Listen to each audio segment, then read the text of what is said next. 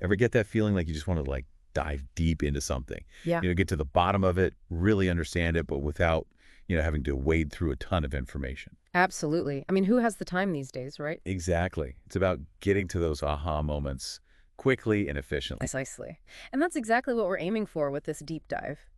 Taking some of the material you've sent our way and really extracting the good stuff, the insights that'll make you go, oh, I get it now. And this one's pretty fascinating, you got to say. It's called The Secrets to Creating Chemistry, Mastering Relationships and Seduction. Quite a title, right? Yeah, catchy for sure. Yeah. It's a seminar manual actually put together by a guy named Bart Baggett, copyrighted back in 1994.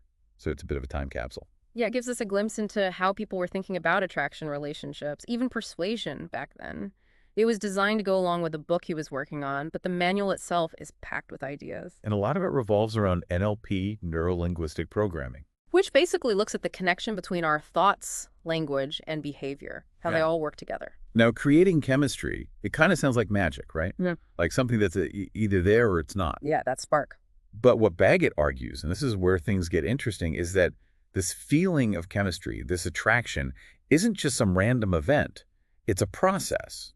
And a process that, according to him, we can learn to understand and potentially even influence. So not magic, after all. More like a recipe we can learn. Exactly. It's about moving away from that idea of attraction as this mysterious, unpredictable force and starting to see the mechanics behind it. And he covers a lot of ground in this manual.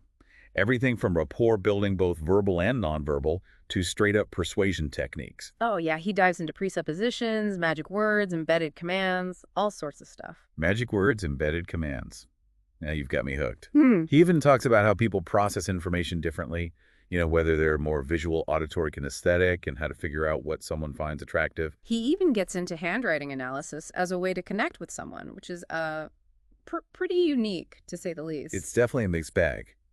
But for our deep dive here, we're going to focus on the stuff that's going to be most impactful for you, the stuff that you can actually use. Actionable insights, not just theory. Exactly. So let's start with a statement that Baggett makes right off the bat. There is no such thing as love, chemistry, or desire. Whoa, okay, hold on now. Yeah, it's a bit of a shocker, right? But then he goes on to say, there is a process inside that we call love, chemistry, or desire. Okay, so he's not saying those feelings don't exist. It's Yeah. more about how we get there, right? Precisely. Right. It's the process that matters.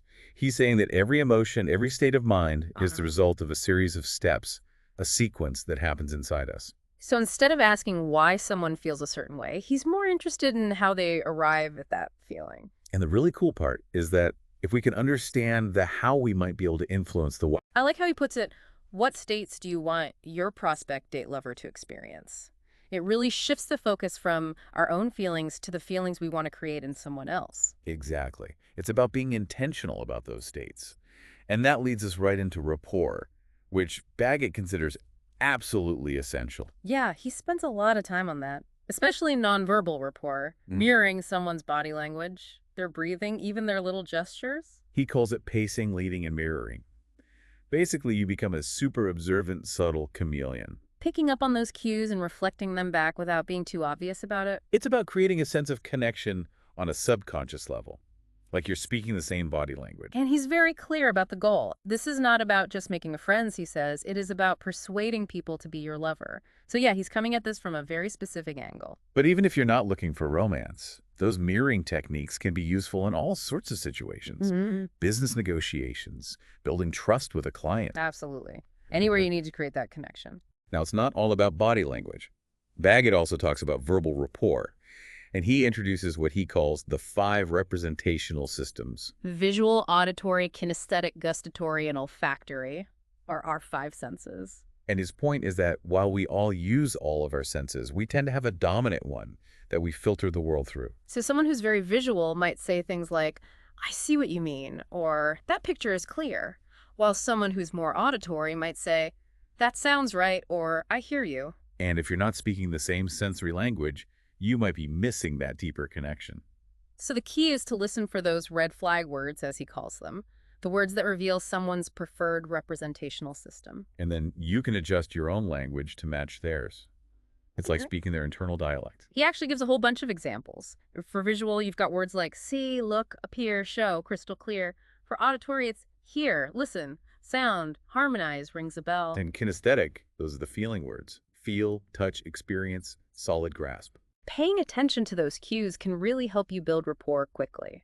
So now that we've got that rapport foundation, let's talk about some of the persuasion techniques Baggett lays out. One that really stood out to me was presuppositions. Ooh, yeah, those are sneaky. Right. It's basically about structuring your language in a way that subtly assumes something you want the other person to accept. Like you're sneaking an idea in through the back door. Exactly.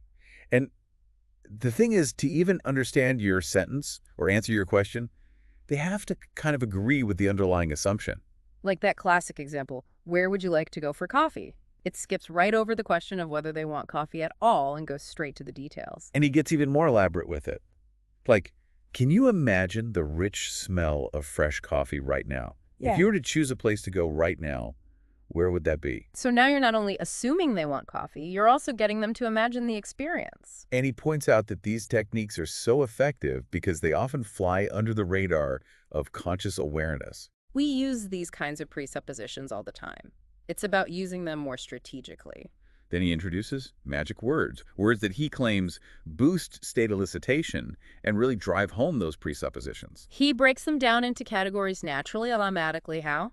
Experience, wonder, understand, before, during, after, among, expand, beyond, pauses, because, and. And the idea is that these words act like little triggers in the listener's mind. Like using naturally or automatically before a verb can imply that the action is already happening or is just part of who they are. Have you naturally discovered how much people enjoy your company? It plants the idea that they are well-liked without directly saying it. Almost like a subtle hypnotic suggestion. He gives tons of examples of how to use these magic words in everyday conversation to up your persuasive game. And on the flip side, he talks about dangerous words to watch out for, but if, would have, should have, could, try, might, can't, don't.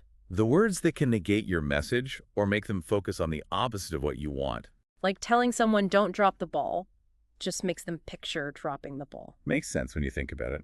Then he moves on to embedded commands, which are even sneakier ways to influence someone's thoughts or actions.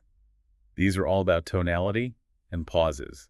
He calls it marking the command word. Like saying, it's quite interesting when two people begin to notice how well they connect, but you put a slight pause and a downward inflection on notice. So the conscious mind hears a simple observation, but the subconscious picks up on that emphasis. It's like a secret message. He even gives a list of command verbs to use: become, think about, get, experience, remember, feel, and you pair those with a desired target state. More interested, totally relaxed, completely at ease. And tonality is key.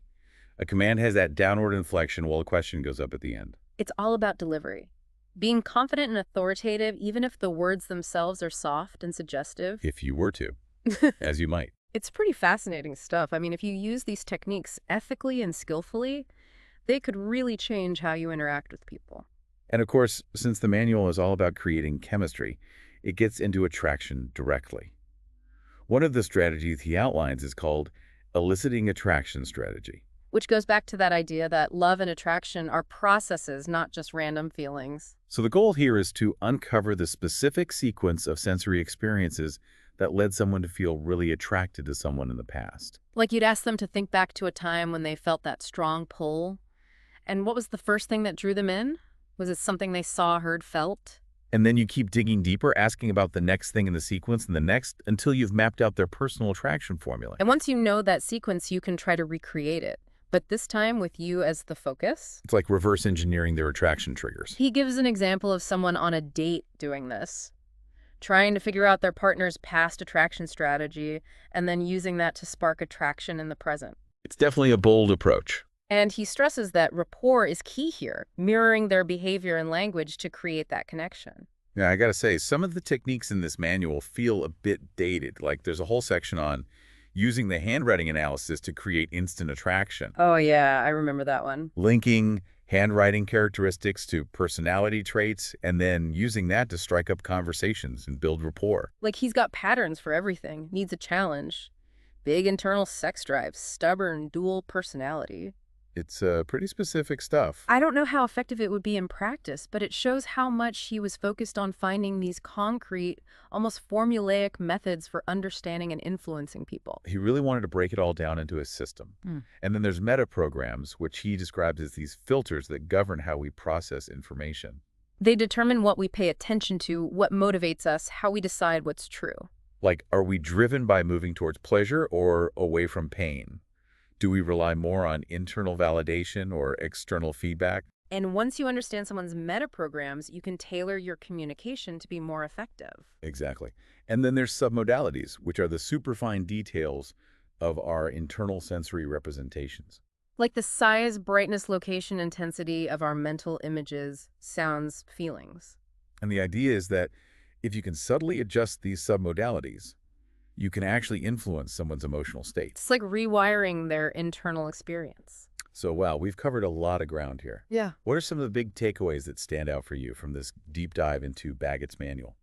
I think the most important one is that idea that love, chemistry, desire, they're not just random feelings, they're processes with specific steps. Totally. And once you understand that, it changes the whole game. Another big one for me is the power of representational systems. Yeah. Speaking someone's sensory language. It's such a simple yet powerful concept Yeah. and something you can start using right away. And don't forget about presuppositions.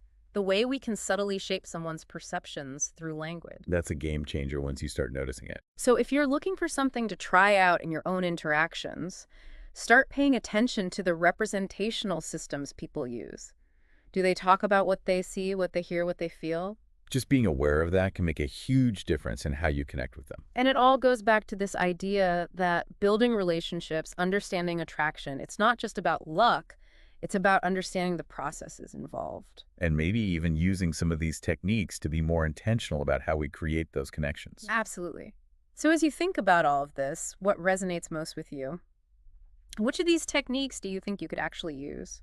Is it the subtle art of presuppositions? Or maybe tapping into someone's sensory world? And here's a final thought to ponder. To what extent is that feeling of chemistry we all talk about actually the result of persuasive communication? Maybe it's not as mysterious as we think. It definitely gives you a new way to look at the whole thing. Food for thought, for sure. Exactly. Until next time. Happy connecting.